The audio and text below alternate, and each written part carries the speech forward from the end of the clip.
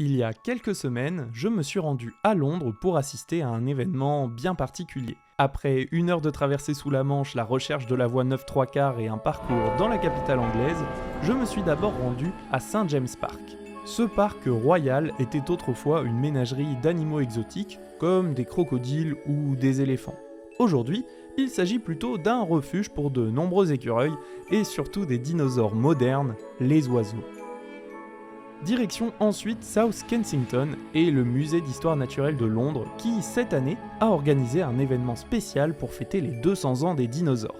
En effet, il y a 200 ans, en 1824, le paléontologue anglais William Buckland décrit le tout premier dinosaure connu et le baptise Megalosaurus ou le grand lézard.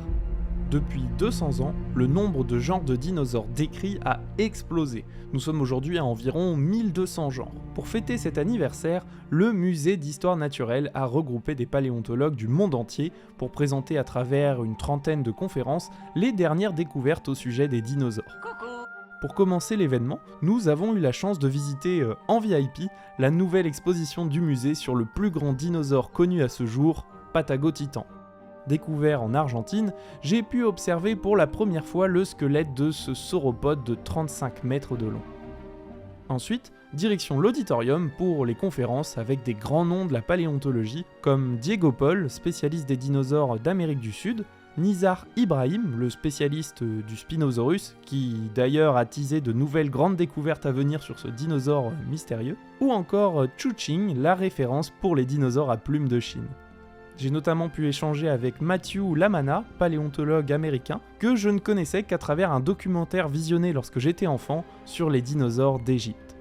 Les sujets abordés lors des conférences furent très nombreux, comme par exemple l'origine des dinosaures et leur évolution, les morphologies crâniennes des théropodes et leur puissance de morsure, les changements dans les populations de dinosaures d'Amérique du Nord et du Sud au cours du Crétacé, ou encore le cas épineux Nanotyrannus, et enfin quels étaient les dinosaures d'Antarctique et d'Afrique au cours du Crétacé, etc.